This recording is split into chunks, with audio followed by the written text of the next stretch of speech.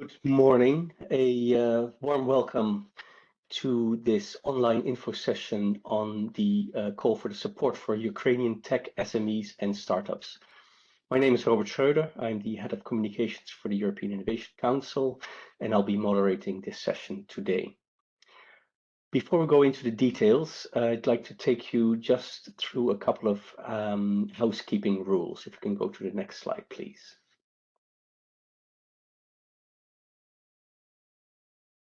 Just waiting for the next slide. Thank you. So, housekeeping rules. For your information, as you have also been informed before, this session is web streamed and it is recorded. All the recordings and the presentations of today will be available after the session on the event page on the EIC website. We will have the opportunity for questions, and you can only do this through Slido. We'll put a screen on with the Slido QR code later on. If you don't have Slido, please download it on your phone or on your computer, because that's the only way to ask questions. With that also, the opportunity is to like questions that others already have posted. So I would advise you to look at the questions, like them, because the more likes, the questions will move up and will be answered first. It's not possible to turn on your microphone or your video, so the only interaction is through Slido. If you do not want your name to appear in the recording, please submit your questions as anonymous if you go to Slido. After the session, we will also update the document with the frequently asked questions, and that is available on the call page. Next slide, please. So here's what I mentioned before. This is the QR code, so you can join Slido. If you don't have it, as I mentioned, please go to slido.com. And you can also, without QR code, with the hashtag EIC support Ukraine, you can connect and ask your questions. Next slide. For today's agenda, now we will start with the policy context by Jean-David Malot. Jean-David is the acting director for ERA and Innovation at DG Research and Innovation. We will then move on to the call presentation, so you'll receive all the information and the background about the call itself, and this will be presented by Eva Koczynska-Lange, Policy Officer at the EIC unit in DG Research and Innovation. And then we'll go to more detailed information about the templates in the evaluation criteria. And we have two colleagues who will present this. It is Giovanni Laplaca, who is Project Advisor at SMEs, and Lubomir Duli, who is also Project Advisor at SMEs. And after that, we will have time for Q&A, so we will go through the Slido questions and we will try to answer all the questions that you have. And after that, we will close roughly around 11:15. And with that, I'd like to pass on to Jean-David. Jean-David, please, the floor is yours for your introduction on the policy context. Many thanks, Robert, and good morning, ladies and gentlemen. It's a real pleasure for me to open this information session on a very special European innovation call dedicated to the support for Ukrainian deep tech SMEs and startups. Ukraine resilience, its creativity, its scientific excellence have inspired all of us. And even in the face of war and displacement, Ukrainian innovators continue to build solutions that serve not only on their country, but also for Europe's future. And it was absolutely evident for the European Commission to provide necessary support to Ukraine innovation. And this is what we are doing.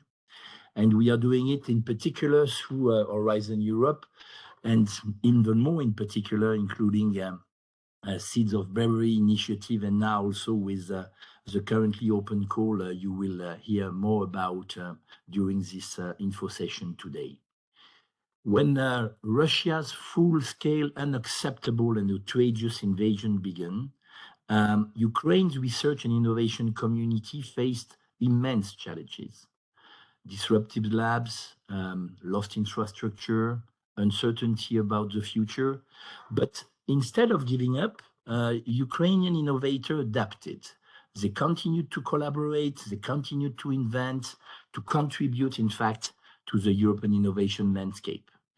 And the European Union recognized this determination and responded swiftly. We ensured Ukraine's full association to Horizon Europe, making it possible for Ukrainian researchers, startups, and institutions to participate in the program on equal footing with any EU member states. This was a clear signal. Ukraine's place is in Europe, and it includes its place in our innovation and research ecosystem. To support Ukrainian entities in accessing funding under Horizon Europe, we have established, as you know, the Horizon Europe office in Ukraine, hosted by the National Research Foundation of Ukraine. The office supports Ukrainian entities, identifying relevant funding opportunities, providing advice, and any kind of support, in particular for matchmaking with EU partners. And you may turn to them for help in preparing the application to this call as well, of course. I need to mention the currently ongoing initiative directed to the Ukrainian innovators, namely the Seeds of Bravery project. Launched already in 2023 with over 20 million euro in Horizon Europe funding. The project aims to support Ukrainian startups and innovation-driven enterprise and integrates them better within the European innovation ecosystem. It provides a comprehensive support service that combines cascade funding of several size grants of several 10,000 euro, access to finance action, deep tech focused incubation, as well as acceleration program, mentoring and coaching, and market access initiative. All calls for expression of interest from Ukrainian applicants are now closed, with not less than 1,423 proposals received in total, and 436 grants agreements signed so far, totaling a bit less than 12 million euro, exactly 11.8 million euro. Project partners keep providing tailor-made services to the Ukrainian innovators, and they are also encouraged and supported in applying in various EIC calls, with 33 applications submitted so far. Such a wide interest shows the potential of the Ukrainian company to go further and to apply for direct funding to scale up their innovation. This is why we decided to open this new call. We will present you today more in details. We aim at supporting Ukrainian deep tech SMEs and startups working on breakthrough technologies in the prominent areas for Ukraine. At the same time, it's very important to remember that this funding, like in all Horizon Europe calls for proposal, must be for civilian application only. We see enormous potential, as I told you already, in Ukrainian deep tech, digital innovation, green technologies, and green industries, notably in this call. There are areas where collaboration can bring tangible benefits for both Ukraine and the European Union, helping us all together to advance toward a greener, a more digital, and a more secure and sovereign Europe. Research and innovation holds the potential to be a key part of Ukraine's modern and sustainable recovery, and to ensure that research and innovation becomes a key pillar of Ukraine's recovery, we have, together with Ukraine, Italy, and UNESCO, launched the International Coalition for Science, Research and Innovation in Ukraine. Our aim here is to, under this coalition, mobilize greater support for Ukrainian research and innovation amongst a broad coalition of partners. To conclude, our message today is simple, but very also clear and powerful. We, the European Commission, stands firmly with Ukraine, not only in defending its freedom, but also in building its future. Through this new EIC call, we are nurturing the ideas, talents, and technologies that will drive Ukraine's recovery and its European integration. I would like to wish you a very fruitful information session, and allow me, before giving back the floor to colleagues who will drive you through this call and answer all your questions, to thank those who made this info session possible. They are fully committed in their work, and what they have prepared to your attention is, as usual, top quality. Thank you very much. Back to you, Robert. Thank you very much, Jean-David. Thank you for having been here with us today to set the scene and your very clear conclusion to the Ukrainian startups at the end of your intervention. And with that, we will go and dive into the details of the call. And for that, I'd like to pass the floor to Eva. Eva, please go ahead. Thank you so much. Good morning, everyone. I'm very happy to speak to you today and to present you the call. I work at the European Commission, I'm dealing with EIC and directly also with this new specific call for Ukrainian SMEs and startups. And allow me first to do a bit of an introduction about the EIC as such, and then we will go deeper into the call for Ukrainian tech SMEs and startups. Next slide, please. And the next one. A bit of a context about what we are doing in Europe in general as it comes to innovation. At the moment, there's really a lot of discussions going on about how to shape the future. We are quite aware that we have a very strong research base. We are quite good in doing research and delivering results of research, but not exactly as excellent as we should be in translated them into innovation and going with them into the market. So that's our diagnosis, and also that's our ambition to change this with whatever we have at our hand. That of course includes the funding and investments possible under the EU-funded programs, namely Horizon Europe at the moment, and also the next Horizon Europe coming up after 2027. We are having the ambition to really fund the challenges that are facing researchers and entrepreneurs as it comes to so-called value of that, this famous value of that, when it's difficult usually to go from the lab to the market and to really scale up further the innovations. We also want to do whatever possible to facilitate expanding activities and activities of startups are quite key here as well. In Europe and from Europe, we want to, of course, support them to go global as much as possible, but still be rooted in Europe. So for that, we need to create conditions, and those conditions are also applying to whatever they are doing on the local and national level. So it's not only the European support, but what's important is also to have a bit more coordination as it comes to support delivered on the regional and national level, since companies operate in many different parts of Europe, and we need to adjust the support to the local needs as well. So that's a bit of a wider context. Now let's go to the next slide, and I will tell you a few words about the EIC and why we think it's quite unique in its activities and how it responds to the challenges we are having. At the moment, EIC as such has 10 billion budget for the current Horizon Europe. We are hoping to triple that budget in the next Horizon Europe.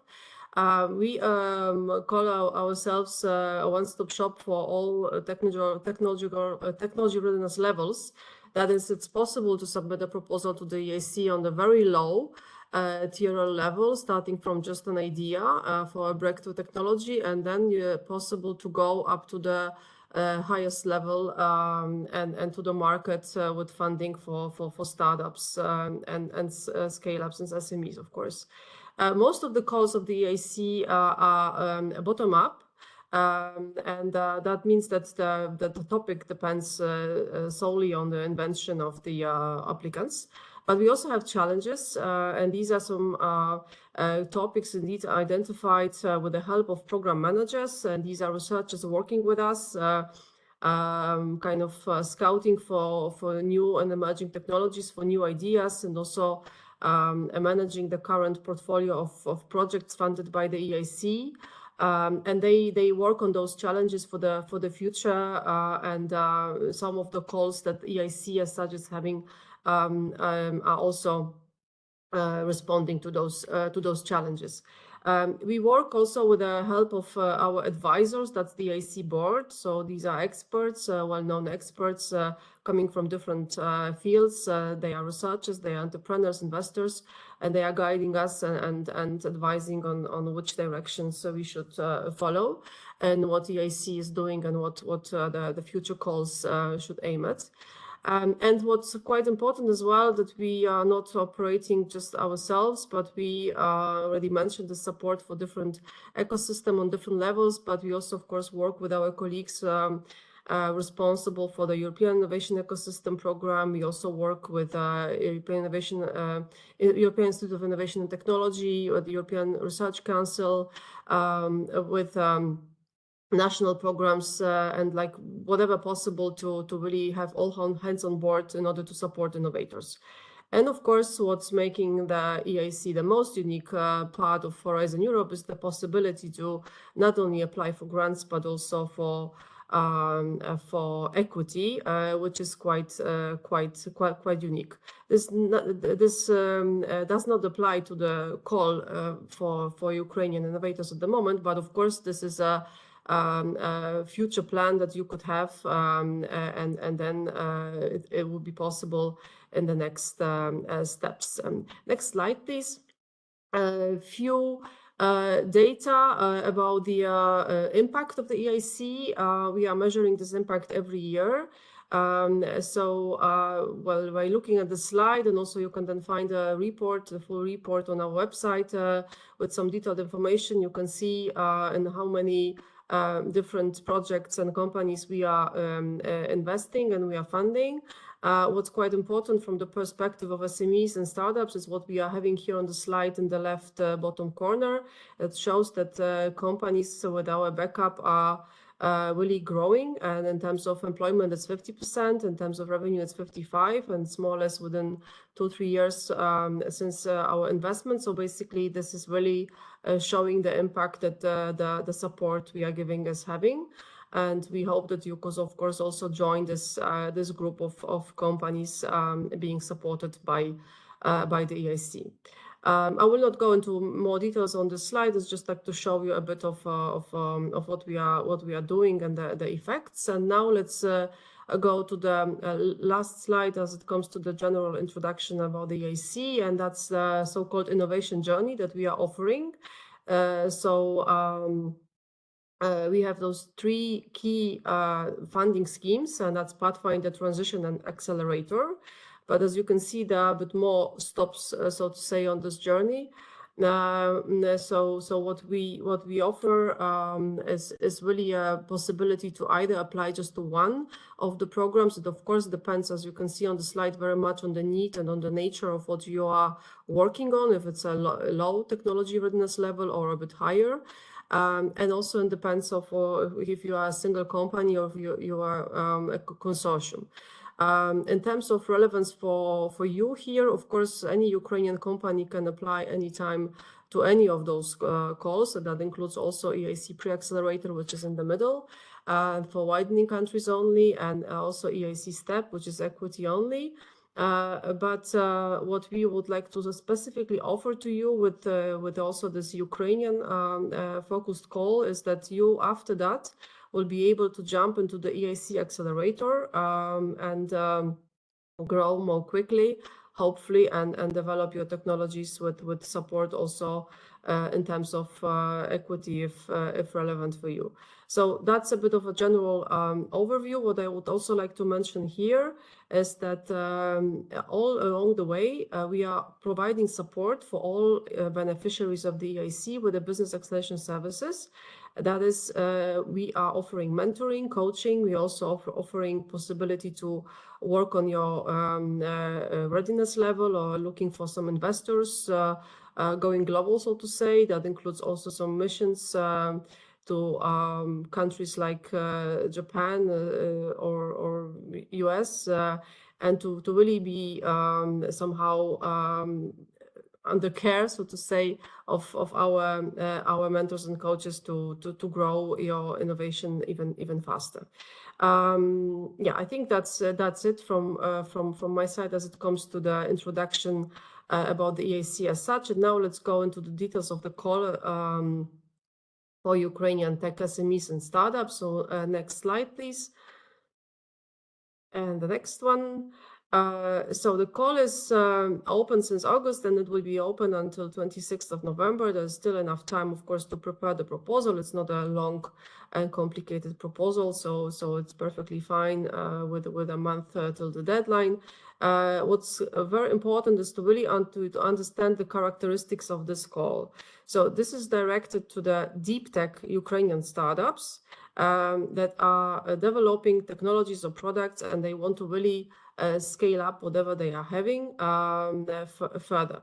But the starting point is technology readiness level 4. So that's quite important here. And that's a must that we have here, as we want to really offer the possibility to progress as soon as possible to the higher even tier levels, and then to the EIC accelerator. We have 20 million, and that's the budget reserved only for Ukrainian startups and SMEs. So we are aiming at funding more or less 40 projects, depending, of course, on the specific needs of the applicants. The main target of this call is really to as it comes to actions, is really to address the not only the technology as it comes to the readiness level, but also market readiness and investment readiness of those products or technologies. And the idea is to allow with the budget that we are offering and the time to go to tier level 6 or even 7. And that would, of course, allow Ukrainian companies to go further to the EIC regular accelerator call. Next slide, please. It's quite important to understand what is deep tech, because not every single technology that you might be working on might be deep tech. And for the call, it's quite important that you understand that the deep tech means that your technology is really based on scientific discoveries. So something must have happened in the lab before, and whatever you're proposing must be really something completely new. It must be a transformative solution, something really that it's changing the current knowledge and also disrupting the market in a way that it's really proposing something very, very new. So that's very important to remember this. And it's not high tech. Yeah, it's like deep tech is really mostly focused on what was happening in the lab, and that this is linked with science and research, not only with intensity as it comes to R&D. So that's quite important to remember. Then next slide, please. Still a bit about the same to allow you to understand a bit better what is this deep tech. So the first questions you can see in every single part, like focus, impact, complexity, and time, they are really targeting the answer that should go to the deep tech. So basically, if this is based on some scientific breakthrough, it has a potential to transform the society, the industry, the environment. It's really quite complex, sometimes interdisciplinary, Also, normally for deep tech solutions, you need a bit more time. Then most probably what you're working on is a deep tech. If the answer to those questions will be that not exactly, then probably also not exactly deep tech. So this is the analysis that we would like you to do for yourself, to really analyze what you're doing, what those technologies that you're working on are coming from, in order to be eligible for this particular call that we are offering. Next slide, please. Still about the scope of the call, just like to really remember that this is for deep tech Ukrainian startups that are having really a high impact innovation and that are aiming to really go to new markets, to do something new on the existing ones. And this TRL level, as I already mentioned, needs to be TRL 4 completed. That is, that technology must have been already validated in the lab. What's important is also, of course, for this specific company to really be ambitious and aiming at scaling up whatever they are doing, and also since that's more or less also the time frame of the project to have this potential to reach the market in 2 to 3 years. So that must have been somehow already well thought through and in the planning that we would see in the proposal. What's important is, of course, also to be able to explain that you have the necessary intellectual property rights to the solution that you're offering. You do not have to have already well elaborated freedom to operate analysis. That's something that you can do during that project that you will have from this call. But of course, we need to know if you're really the owner and you can progress with the solution further. We also need to see the clear vision for this market, conquering of the market, so to say. So we need to see some milestones that you planned and some KPIs that are really showing that yes, this is a valid plan and it's feasible with the budget and with time that we are offering in this call. And next slide, please. So it's also quite important because we, as already mentioned by Jean-David, by our director at the beginning, we are offering this funding here in priority areas for Ukraine. So this is the analysis that we did on the basis of also some priorities that Ukraine has at the moment in the national strategies. So we are aiming at funding technologies, products, companies active in those fields that you can see on the slide.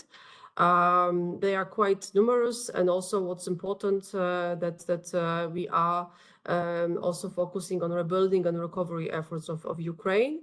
And what was already also mentioned, I will repeat that as well, is that Horizon Europe as such is allowing funding for civilian applications only. So this is our funding that will go also via this call to you. It can be only for civilian application only during the project. It is possible that subsequent use of whatever you will develop during the project might have some other applications, but during the project, the funding directly must be focused on the civilian applications. Next slide, please.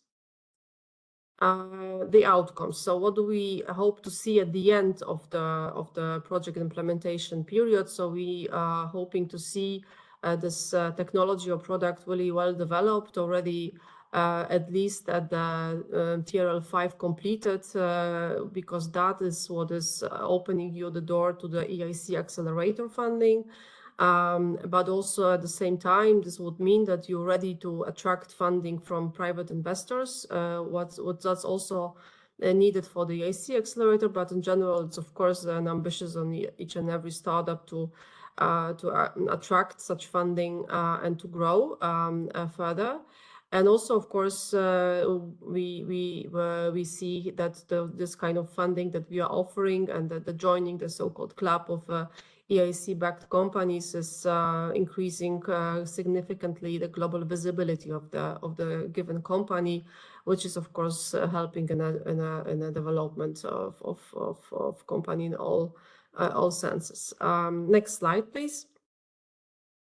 Now a bit more technical details still. So this call is directed to mono-beneficiary project. So it means that one single company can only apply, no consortium, has to be one single legal entity, being a small and medium enterprise, according to the definition that we are having. That includes, of course, startups. So that's quite important. Then the call is directed to companies established in Ukraine. So that's the first thing, or previously established in Ukraine and relocated after the full-scale invasion of Russia. So that's quite important. And then in that case, at least one top representative of the company has to have Ukrainian citizenship.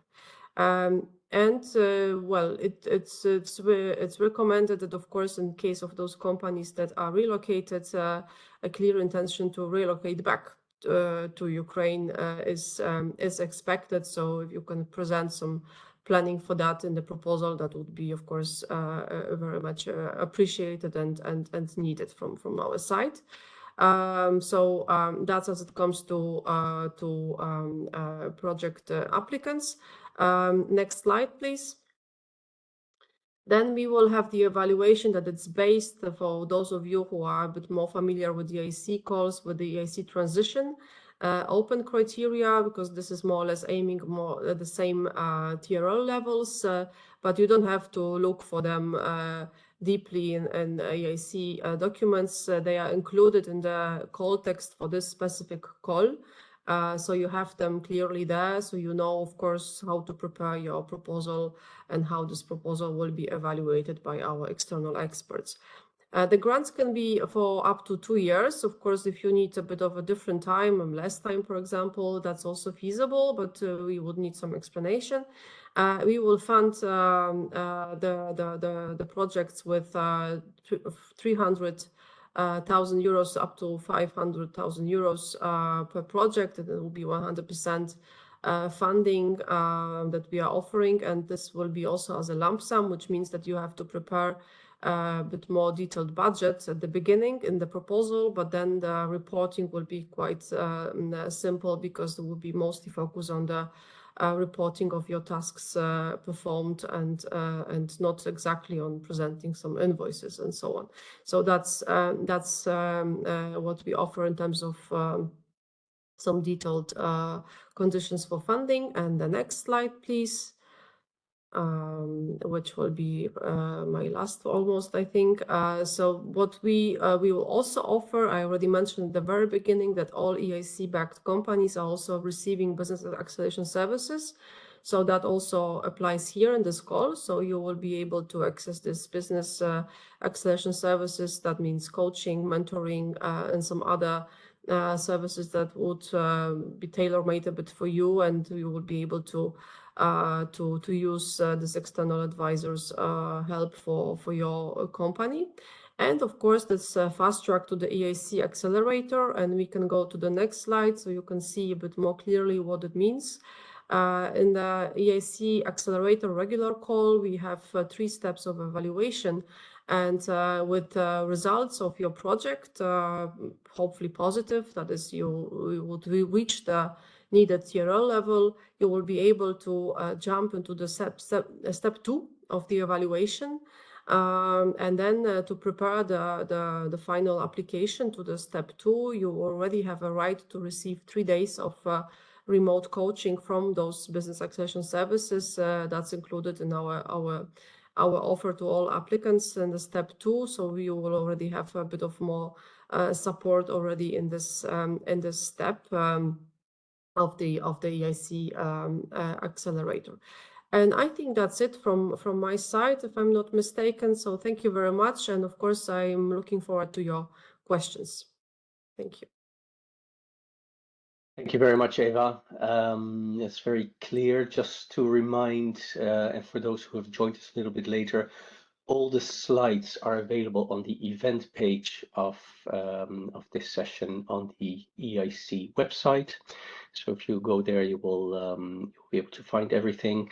And for questions, we have a Slido later on before we start the Q&A session. We'll show you the QR code and the details again.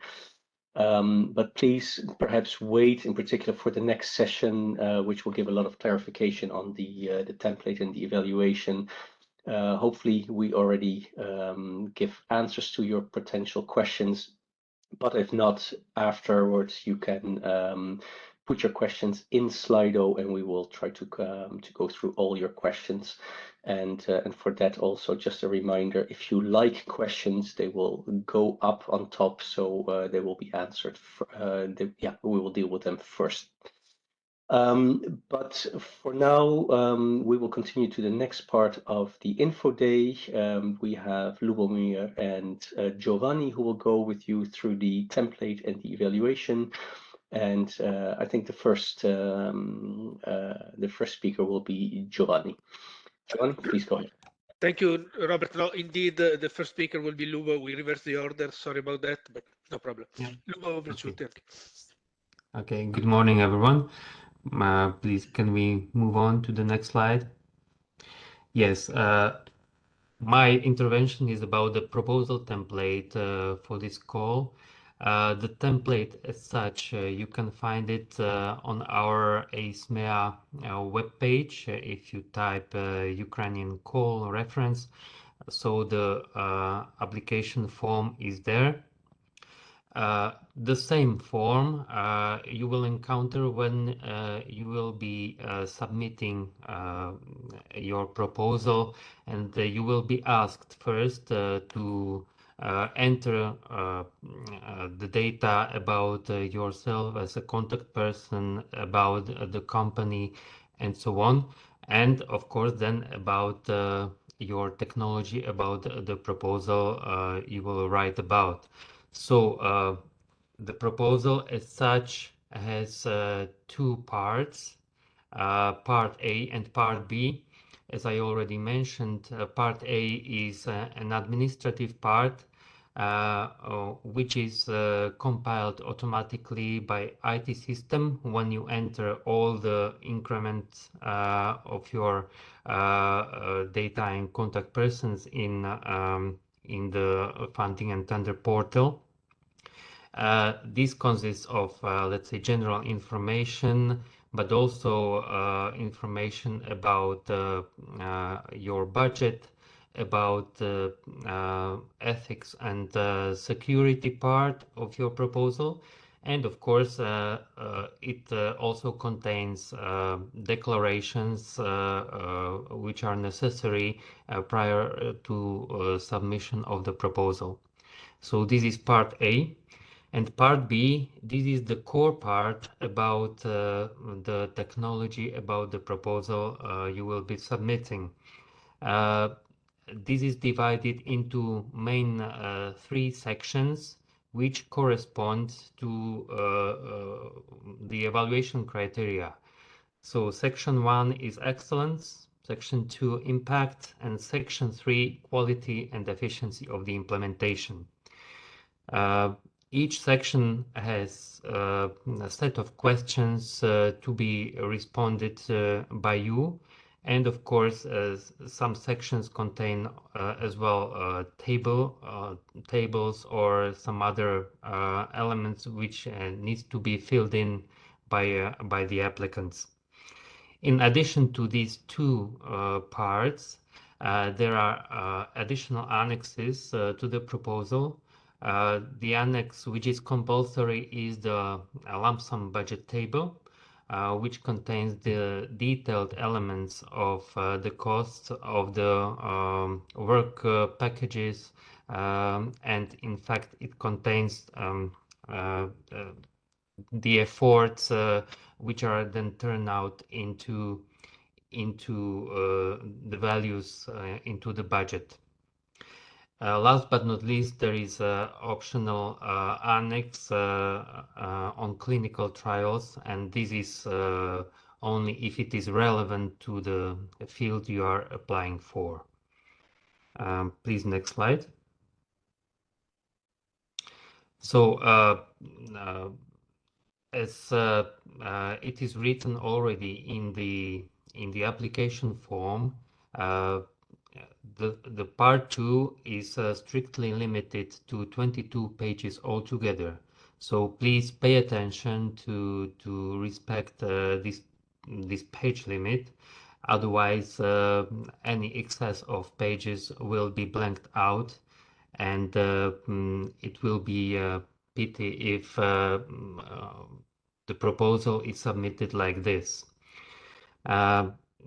From all the elements that part B or narrative part is containing, I would like to pick up one perhaps which refers to the excellency and excellency of your technology, which really needs to be deep tech and breakthrough, or some other way to disrupt, to have the potential to disrupt the market.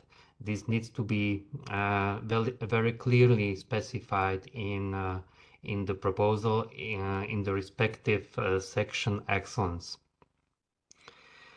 Last but not least, if there are some ethical issues that are expected from your side, it is possible that this kind of information is added separately to the proposal in a separate document.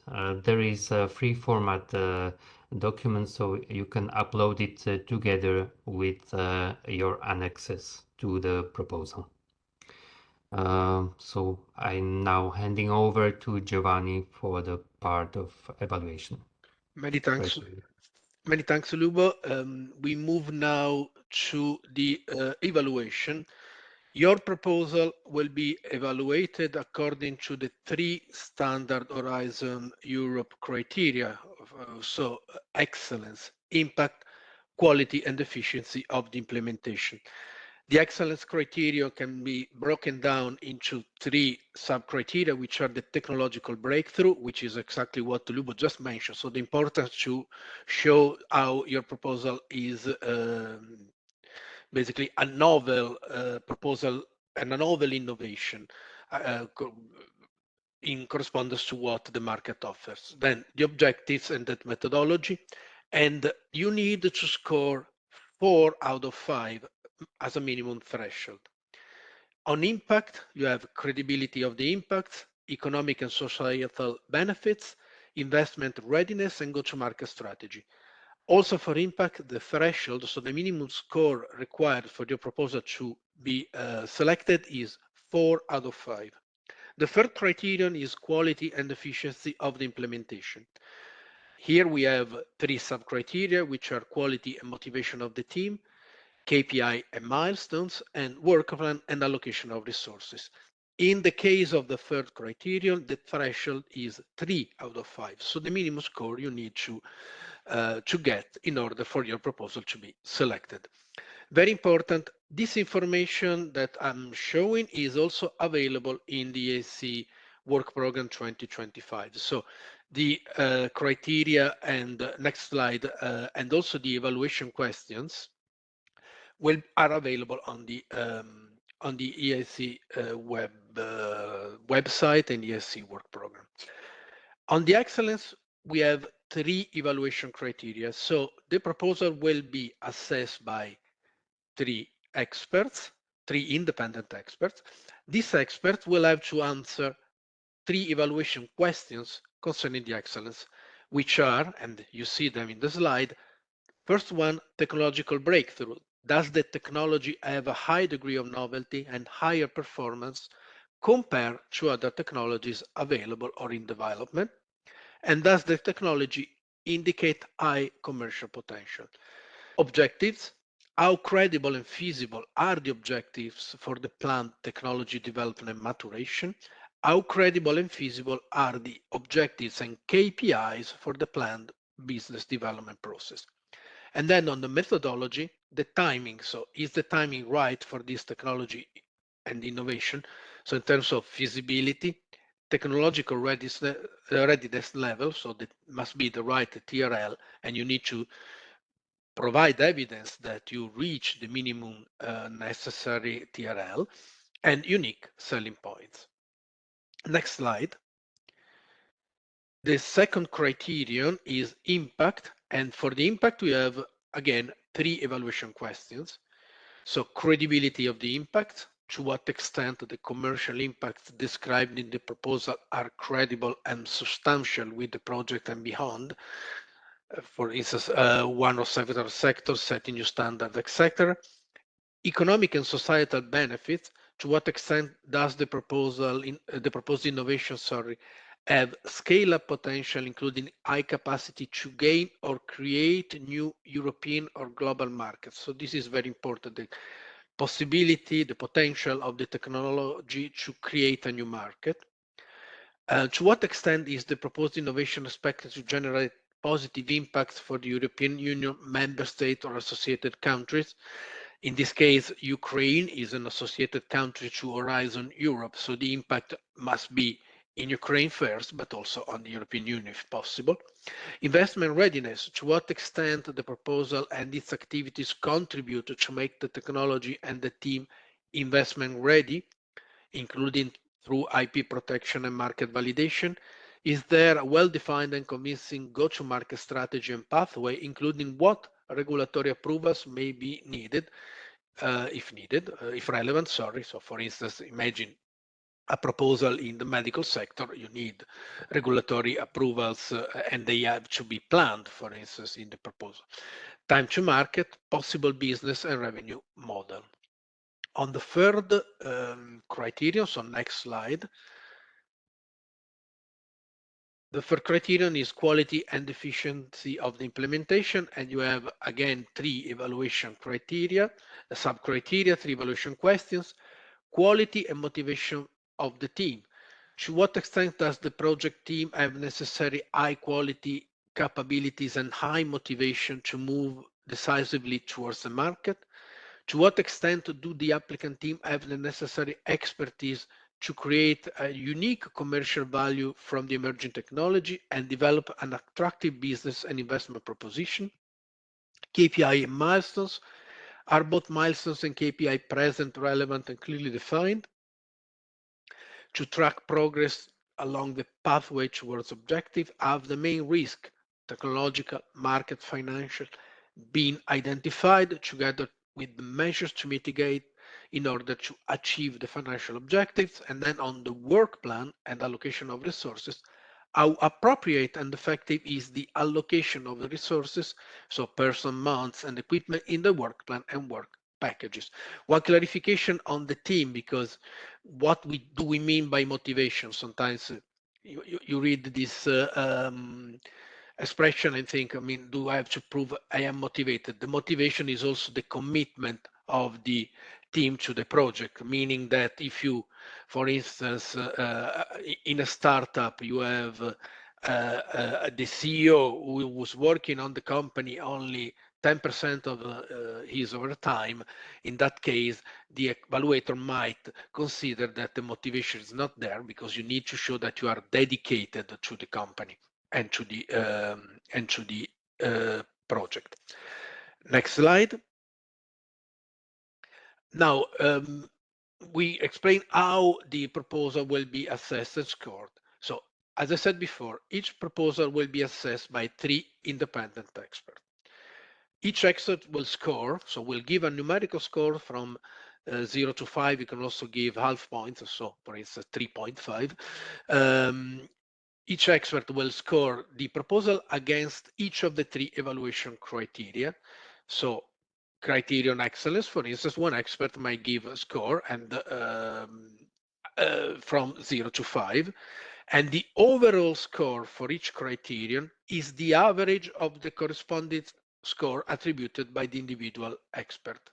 Imagine, for instance, that you have an expert, one of the 3 experts giving a 5 on criterion excellence, another expert giving a 4, and the other giving a 3. The average will be 4, and therefore for that criterion the score will be 4. And this average will be calculated for each each of the 3 evaluation criteria.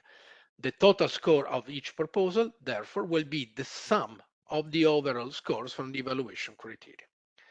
We have a minimum threshold per criterion, which is, as I said before, 4 for excellence, 4 for impact, and 3 for quality and efficiency of the implementation. So, for instance, if you receive 5 on impact, 5 on implementations, and only 3 on excellence, unfortunately, this proposal will be automatically below threshold, because you need to have these scores in these minimum scores in each evaluation criteria. Next slide. So we conclude with a few tips and tricks. So do pay attention to your TRL technology readiness level. As you know, for this call, it must be 4. Do your preliminary market research and explore potential competitors. Please pay attention to your milestones and KPIs, so include them in the proposal. Take into account the maturation of the technology and business in the project, so also the timeline needed for where you stand until the moment you need to finish the project. Make sure that you have a mixed team able to advance both the technology and the business aspect, because both are equally important. Don't forget to focus on the impact and the commercial potential of your technology and your exploitation channel, so which will be also the commercial exploitation of the innovation once it is ready to reach the market. Don't forget about your IP strategy. We would like to stress the word strategy, in the sense that sometimes we receive questions: do I need to have an FTO? Not at this stage. Freedom to operate analysis, not necessarily at this stage. Do they need to have patents? Up to you. What it is important is the credibility of the strategy. You might have a mix of patents and trade secrets. What it is the evaluator will assess is how credible your strategy is. And last but not least, your national contact point or the Enterprise Europe network points are there to help you, so don't forget to ask questions to them. And also do not forget to read well the work program, the EIC work program, and also the frequently asked questions, which we prepared specifically for this call. And then this was the last slide from our side, so we can only wish you good luck in your submission, and we are ready to answer all the questions you might have. You still have 1 month basically to prepare your proposal. Excellent. Thank you very much, Giovanni and Lubomir. Very clear information about the template and the evaluation. And then we now have arrived at the Q&A session. Eva's joining again as well for the background questions. So once more, for those who are arriving later, all the slides are available on the website, on the event page, so the website of the European Innovation Council. And if you have not done it yet, you can join Slido through the website. You can also scan the QR code that you see here on the left bottom. If you go through the website, then there's the hashtag EIC Support Ukraine that you can use to connect to these questions. Also here again, please, if you go through Slido, please look through the questions and like the ones if you have a similar question, because the more likes it will go up and we will answer those first, and we don't have to go through similar questions with similar answers. So with all of that, thank you. I see some questions already included now, so let's go through them.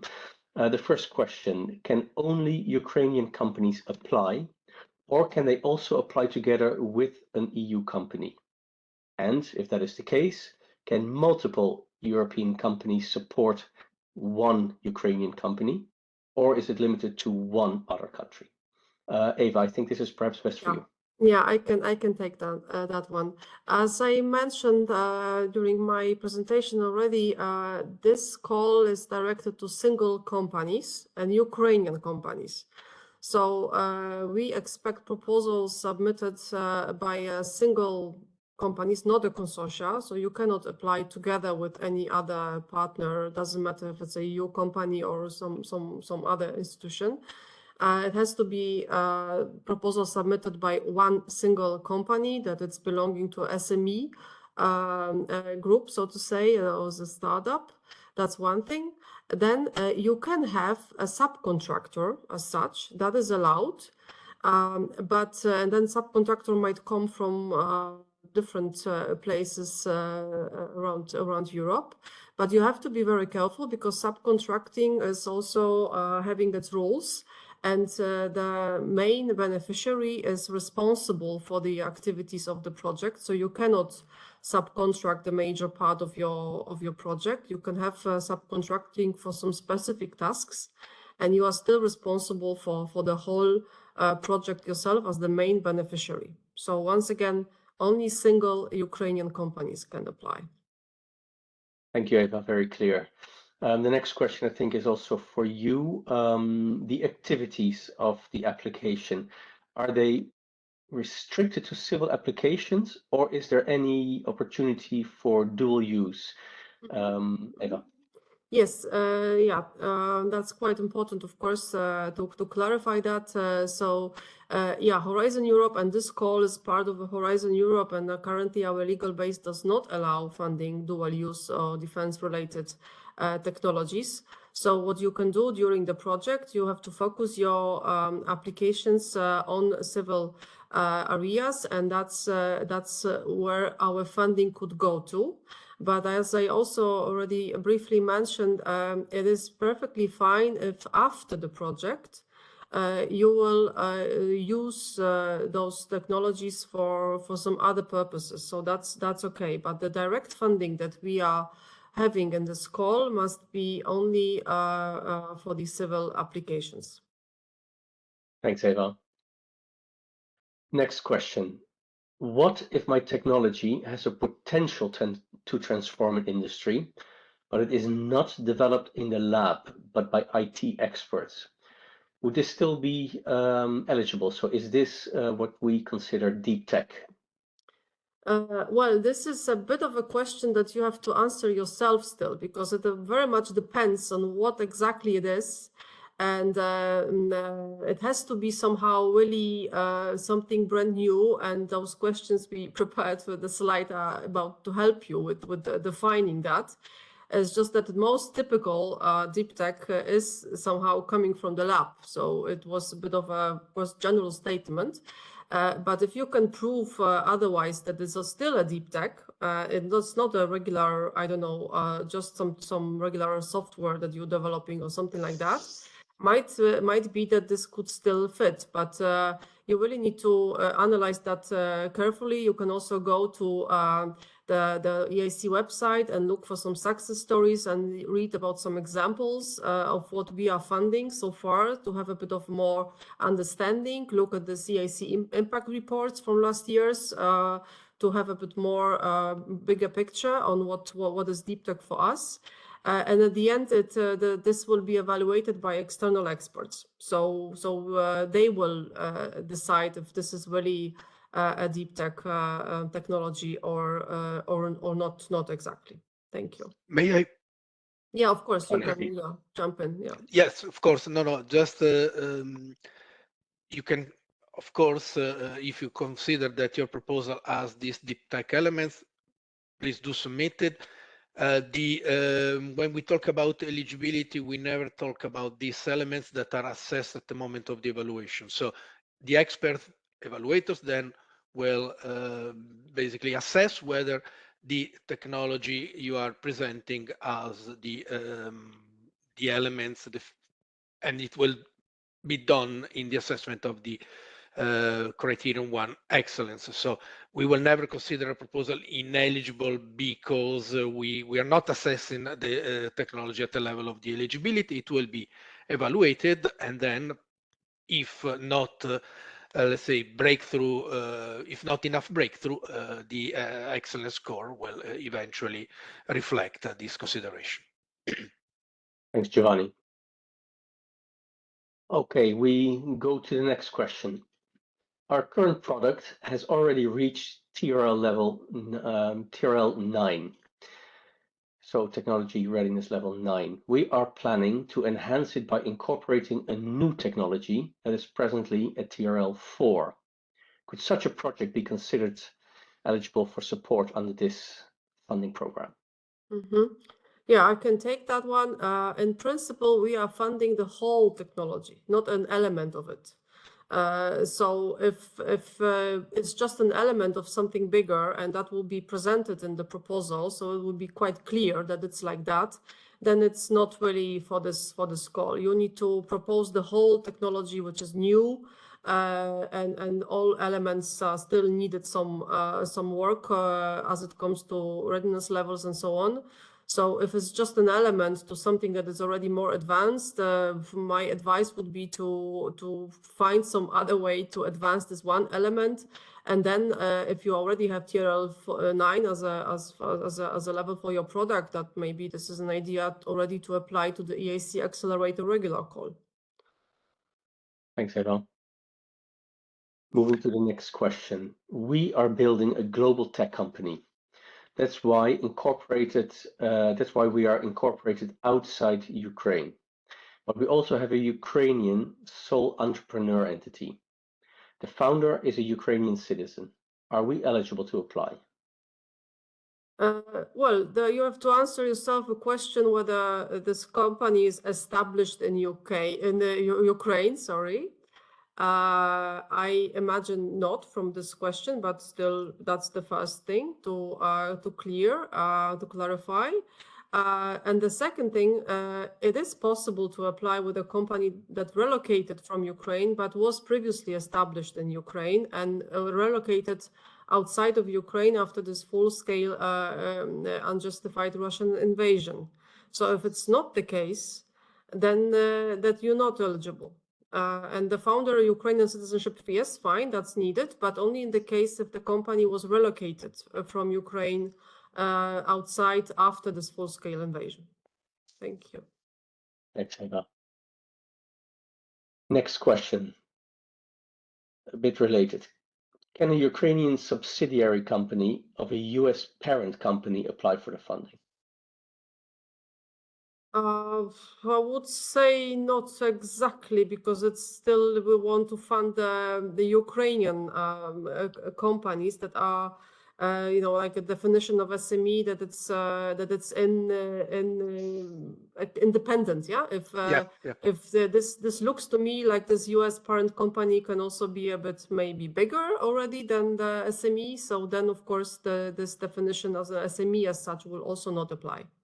Exactly. So you have to fit with the EU definition of SME, and it's up to the applicant basically to do this check. So there is the SME test you can find online, and then you need to verify whether you fit into the requirement. Thank you, Giovanni and Eva. Next question. Can we apply if 2 ongoing patents are not published yet and 1 science article I think is not published yet, because the procedure takes up to 2 years. And 1 already published patent is on a subcontracting side. Yes, you can apply, because this is not by far any eligibility criteria to have published patents or articles. You just need to describe that in your proposal. And what I mentioned already during my presentation, you need to, in general, describe that you have the intellectual property rights to the solution you're proposing. So, including in that description the information that you applied and for the patents and some ongoing procedure and so on is very much welcome and needed. But you don't have to have this already published at the stage of the proposal submitting. Clear. Next question. Does the budget cover taxes? What can the 25% of overheads include? What should most of the money be spent on? R&D?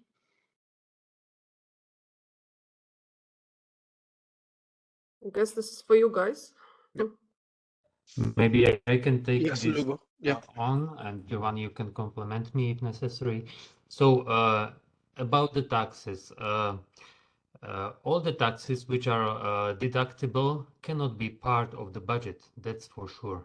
Only the taxes which you cannot deduct from your taxable base can be part of the budget, that's for sure.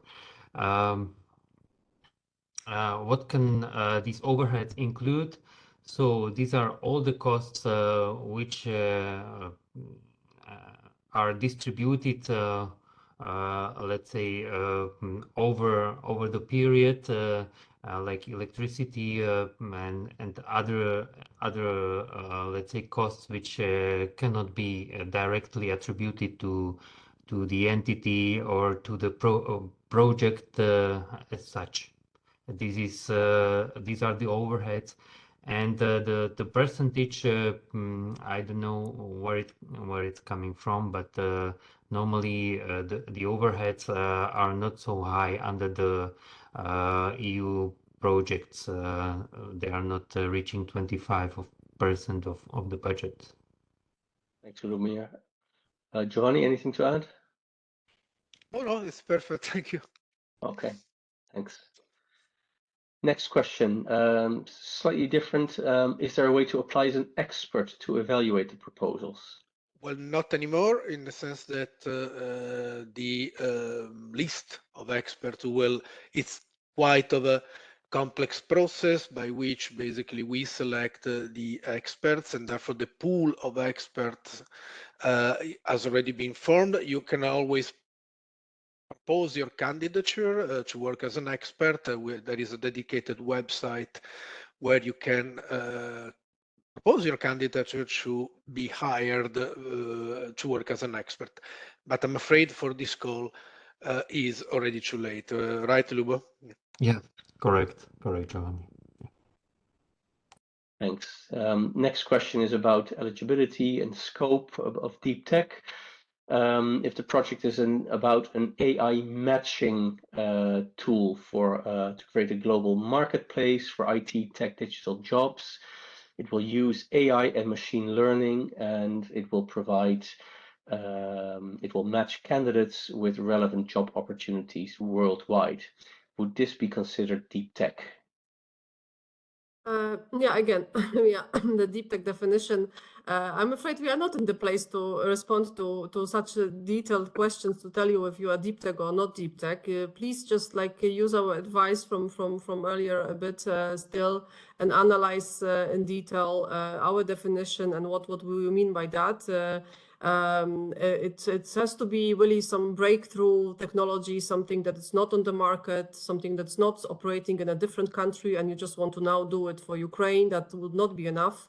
It has to be a bit more ambitious. So these are the characteristics. I'm not excluding that this is not fitting, but I'm just telling that it has to be really well analyzed also as it comes to your potential competitors on the market and existing solutions that are already in place or being developed. So yeah, this is more or less the same approach. Please look into our definition of deep tech and examples that you can see on our website.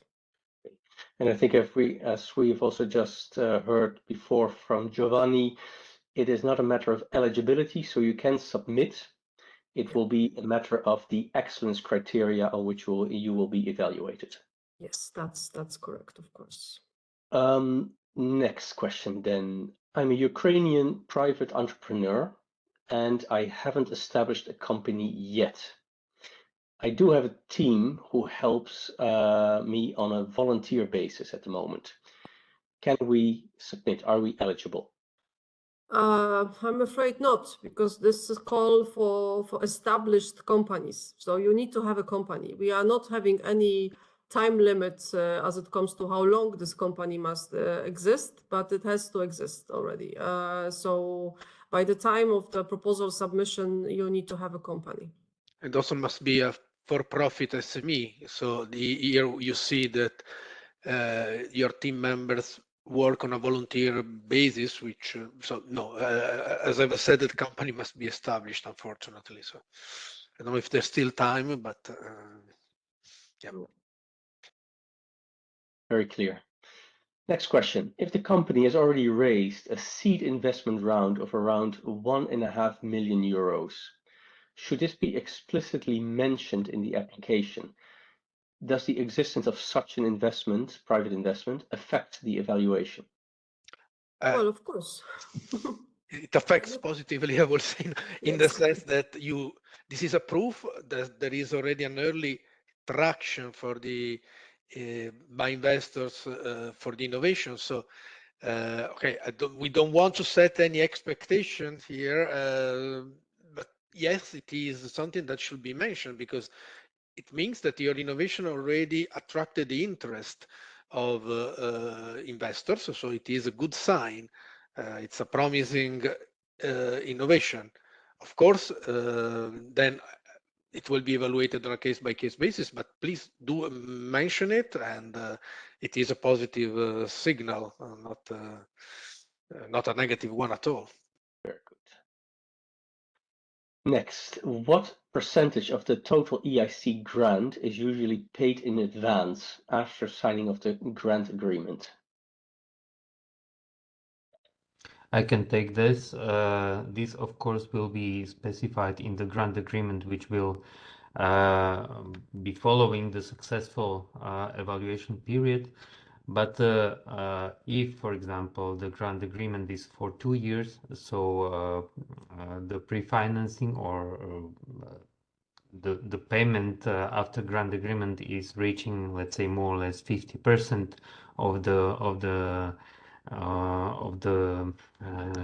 EC contribution. So this is reflecting for let's say, half of the EC contribution amount, more or less. But this will be specified.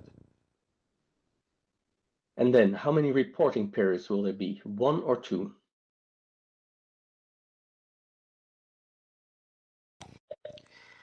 Well, the reporting period will be usually established as well during the grant agreement phase. So normally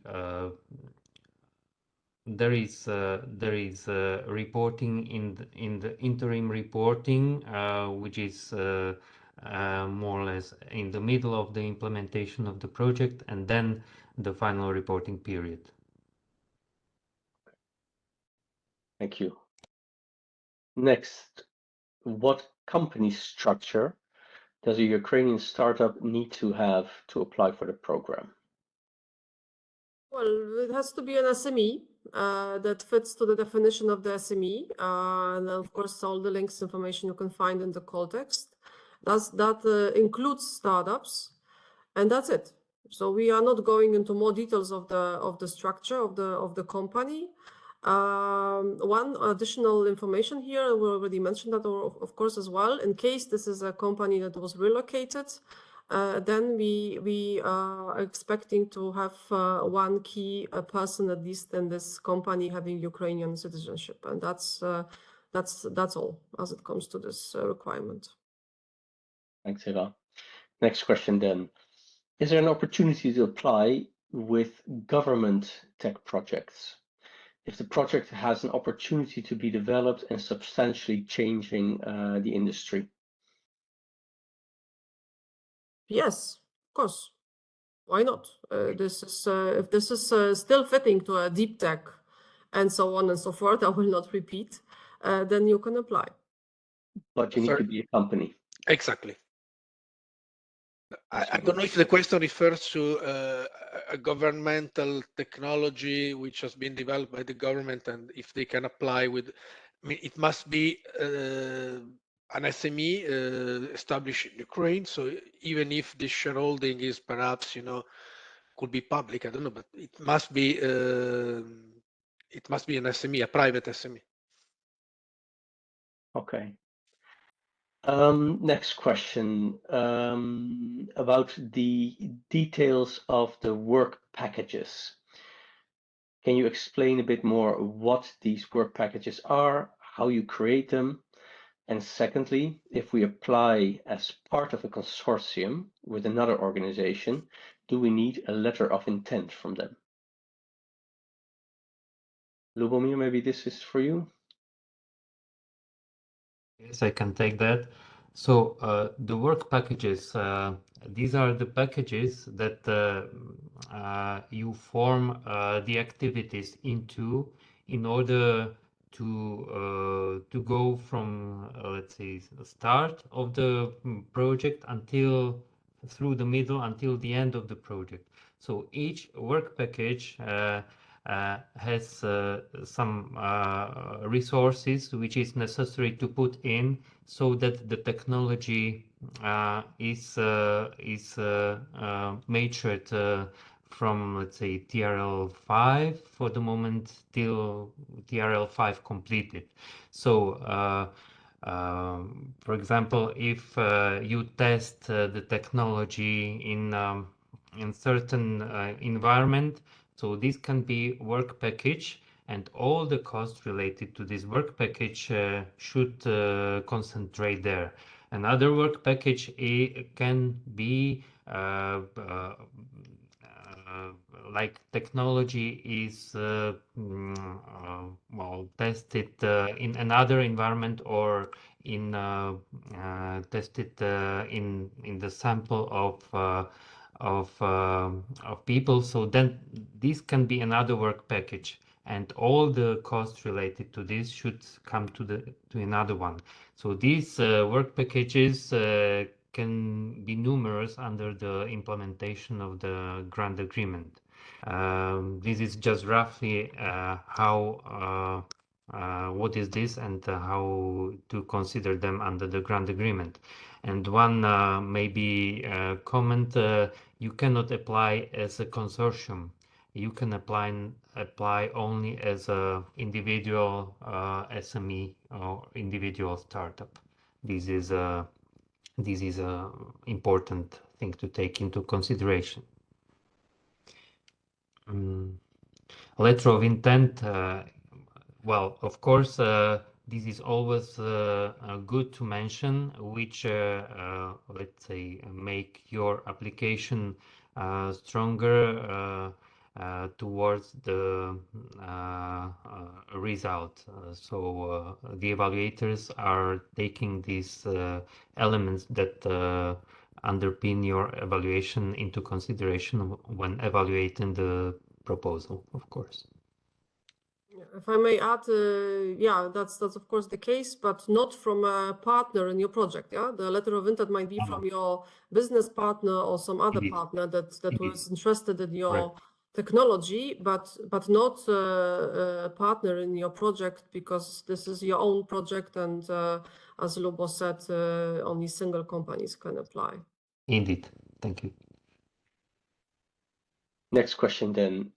On the application form, part B, is there a place or somebody where you can address the questions to? It's not clear where to write the replies because the template has no fields for my replies.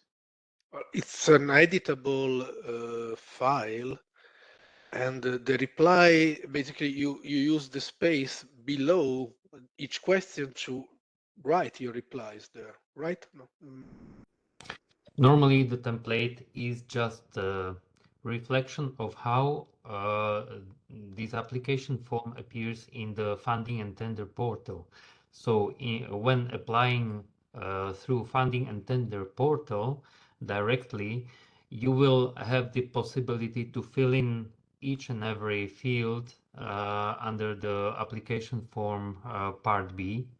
So this can be edited, of course, on your side. And then after, when you save it, it will be, these filled in fields will be saved under part B PDF form. So this is how it works under when you are filling this form in FNT portal. Thank you. Next, is it acceptable for project deliverables to be marked as sensitive, for example, due to proprietary technology or security considerations? Are there any specific limitations or conditions regarding this classification? First of all, it is important to reassure you on the fact that all information you put in the proposal, so the experts who evaluate your proposal are bound to basically consider all information as sensitive. So it is basically not necessary. Then it's up to you. I mean, the more information you put in your proposal, the easier it is for evaluators to assess it. Therefore, I will not recommend to basically, put information as sensitive or hide information that could be important to assess, for instance, the uniqueness of your technology. This is the best answer I can give. I don't know, Lubo, if you have other, anything else to add, but yeah. I just agree with you. I don't have anything to add. Thanks. Clear. See, we're also slowly moving towards the end of the info session. So maybe for those who still have questions, please go through the list of questions that are already in here and like them, so we will make sure that we still can cover them today. Next question then. We're building a deep tech product incorporated in the US. We plan to have a Ukrainian LLC for local operations. Can we use it for the application? It's a bit of a similar question that we already had before. First of all, only the Ukrainian companies established in Ukraine can apply. And second of all, you need to fit to the SME definition. So that's the question that this company that is to be established, so to say, needs to somehow reply to. So first of all, if it's not yet established, it has to be established. And second of all, if it really fits to the SME definition, because if it's really completely controlled by another entity, might not be the case. Thank you. Next question. How should we formalize the cooperation with contractors, such as sole proprietors, private entrepreneurs? Well, we do not interfere in that.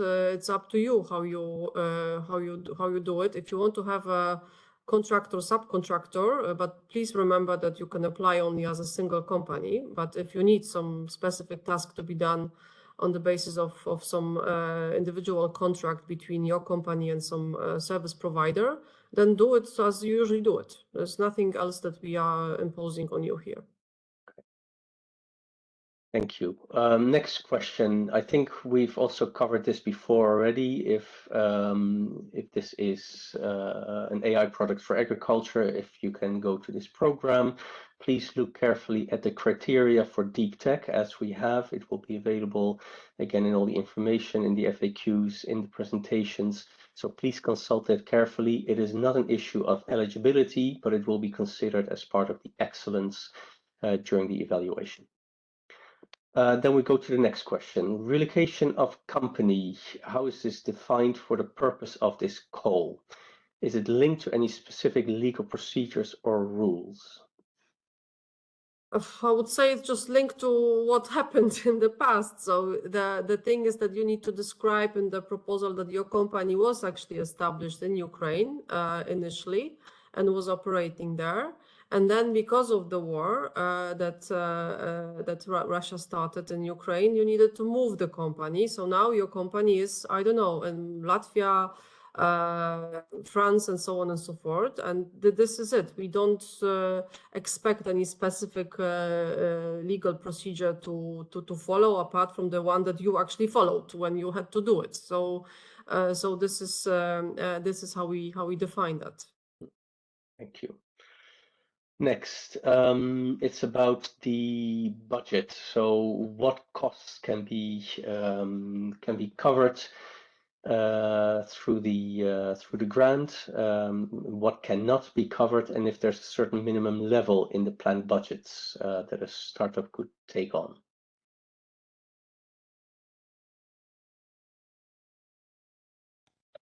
Lubo, Well, maybe. yes.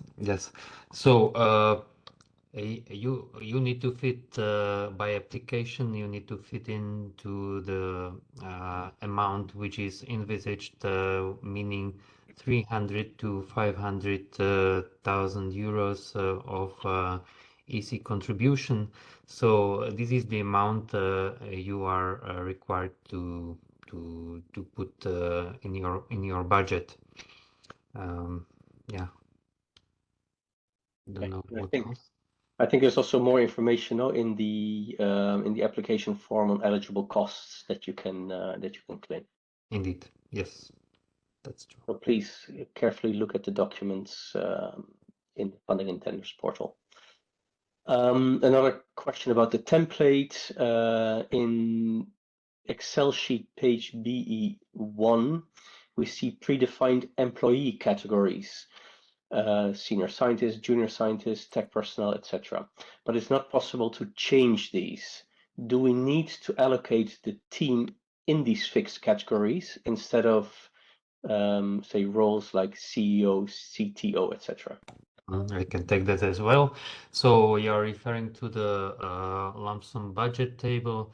So when these categories cannot be changed, so please, yes, indeed, use these categories that are predefined in the template instead of CEO, CTO, whatever else. Yes. Next, how can the proposal best demonstrate a project's intention to return operations to Ukraine in the future, while it is currently based in the EU due to the war?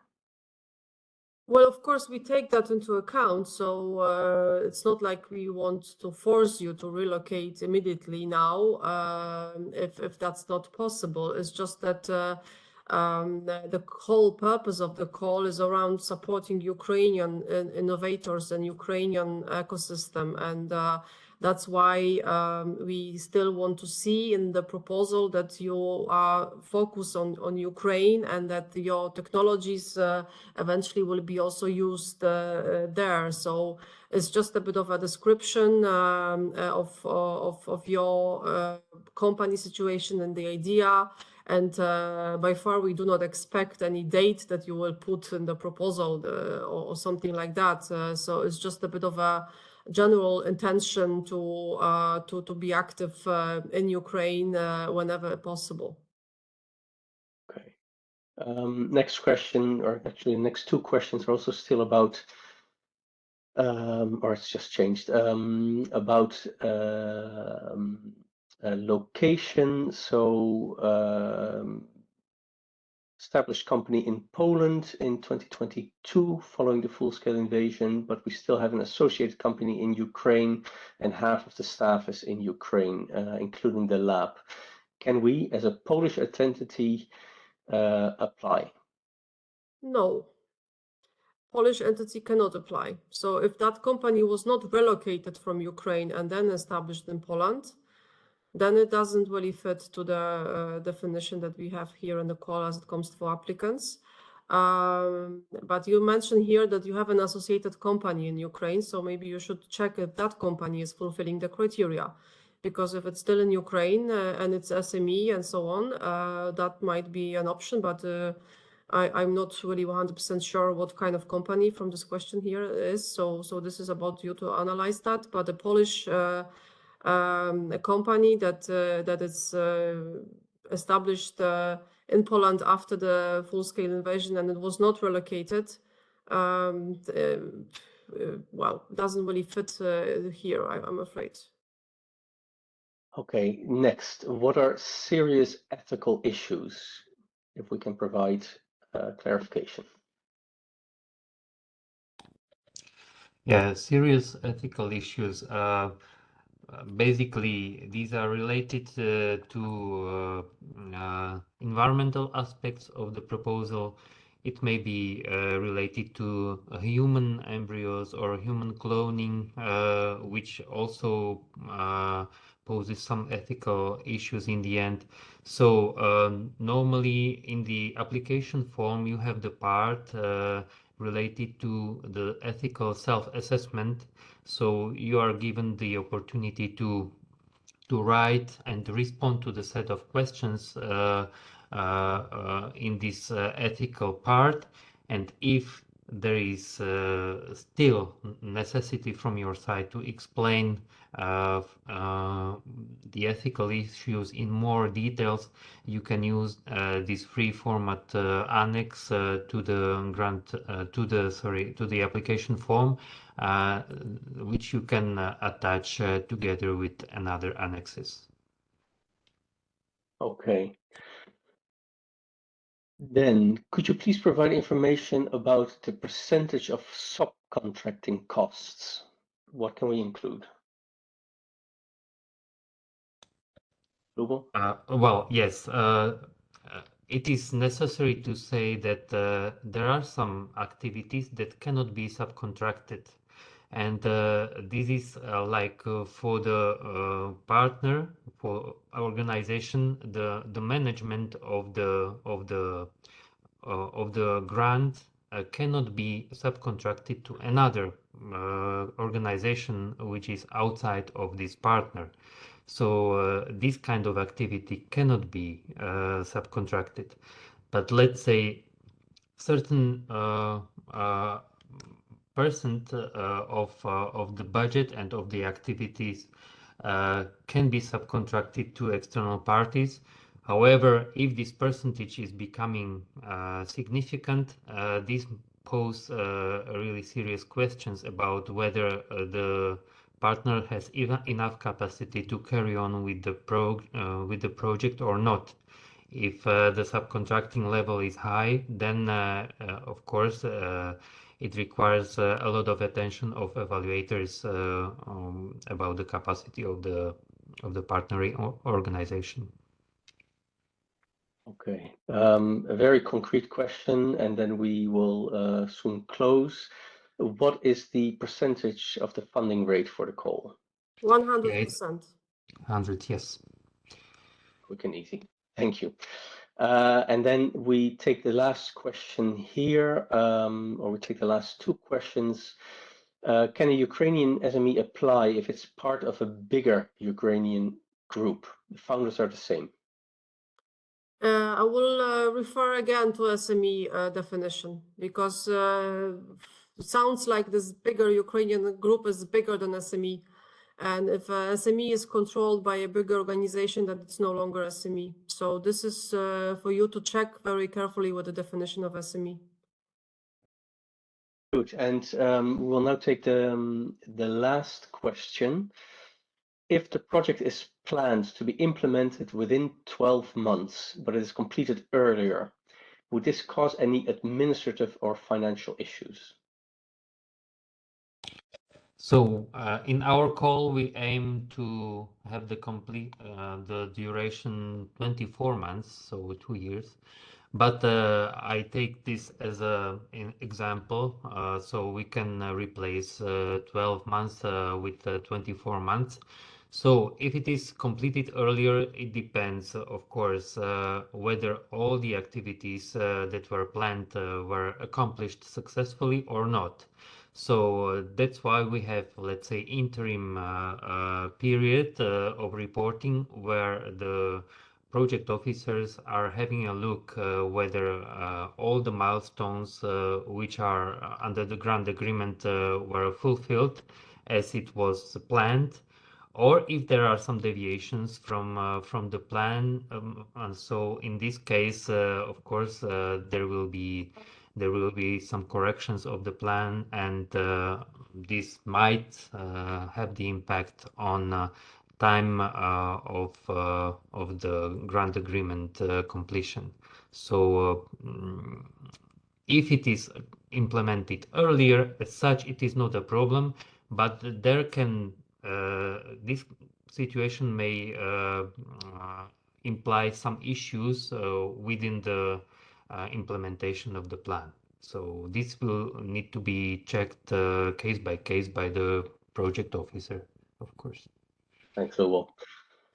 Good. So with this, we've come to the end of this information session. Just Robert, as a sorry, reminder, yes. sorry to interrupt. I think there is perhaps this interesting comment by Xenia, although it didn't really jump up in the ranking, about the one-person company that's a legal entity. Yes, of course. I mean, you can have one. In that case, it will be eligible because you are in many, let's say, legislation. You have the possibility to establish company as a single entrepreneur. You pay. You have employees. So of course, it fits with the definition of SMEs.